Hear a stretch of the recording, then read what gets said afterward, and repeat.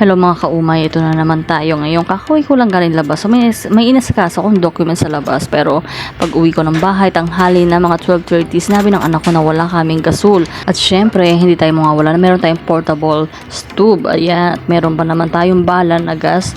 So ayan, sisimulan tayo magluto. Naisipan ko ngayon na magluto mabilisan ng simpleng ulam pero masustansya. So may sakit ang aking bunsong babae, kaya naisipan kong gawin to, no? Para makahiyop naman siyang sabaw kahit na mainit ang panahon.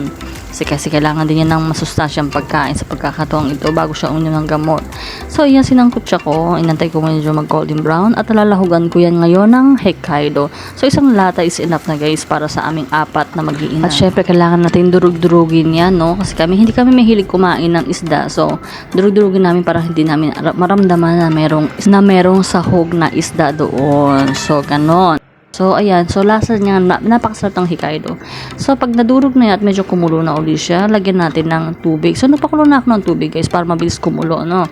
At inilagyan natin ang dalawang ikot ng sotanghon na pansit. So, antayin natin siyang kumulo. Pag kumulo siya at lumambot na ang ating pansit, ngayon, pag kumulo at lumambot na sila, lagyan na natin ngayon ng pampalasa. So, dagdagan din natin, guys, ang tubig, ha? Kasi, alam naman natin na malakas kumain ng tubig ang sotanghon na ito. So, ayan, nag-add ako. Pinakulong tubig yan, guys, para mabilis at hindi niya mag-antay na matagal ang mga anak ko na gutom na. Pakuluan lang natin ang pakuluan yan hanggang sa makita niyo ang ating pansit is malambot na.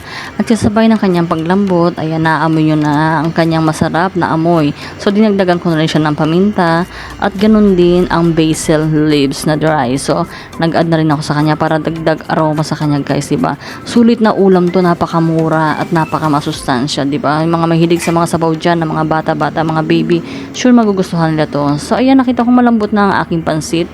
So nag-add na ako ngayon ng aking malunggay or moringa. So yan din, pinadry ko po yan na malunggay, yung naalala niyo kung nung ako'y namitas ng malunggay, at iyan naman po ay aking pinatuyo para aking ma-preserve at maitabi ko na matagal na panahon.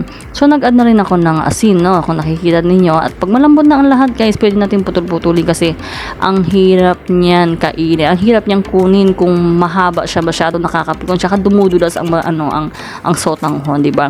Alam niyo yan sa mga nakakatikim na ng lutuin ito or yung gumagamit na mga pansit na sotanghon. So yan, nakikita niyo itsura niya, malambot na siya, guys. Ang ganda-ganda, lambot-lambot na ng itsura niya, ang creamy na. Ngayon mag-a-add naman tayo ngayon ng isa pa nating sangkap. So nagbati ako ng isang itlog. So isang itlog is enough na para sa dalawang sotanghon at sa tubig na yon. So ayan, nakita natin na parang kulang ang tubig at masyadong umangat ng ating pansit. So nagdagdag uli ako ng tubig. So yan, tayo na natin tumulo. Kumulo lang kumulo. Pag kumulo na siya, guys, ayan na, halo-haluin pa. Pag nakita niyo enough na yung tubig niya, actually yung tubig niya is kulang pa. Pag ako lang talaga dyan, gusto ko talaga is masabaw. Ganun din yung mga kids, gusto nila masabaw. So yun, sulit na sulit. Tapos na po ang ating lutuin. Nakita niyo naman, napakaganda ng klase ng pansit na yan. Kakain na tayo, guys, diba? Sulit na ulam, napakamura, napakabilis lutuin at masustansya pa. So ayan, enjoy sa inyong pag-watch, guys. Maraming salamat. Sana meron kayo natutunan sa aking healthy tips na pagkain at sulit na sulit pa. At kayang-kaya naman ng budget ninyo. Let's eat na po tayo ng ating tanghalian. Bye-bye!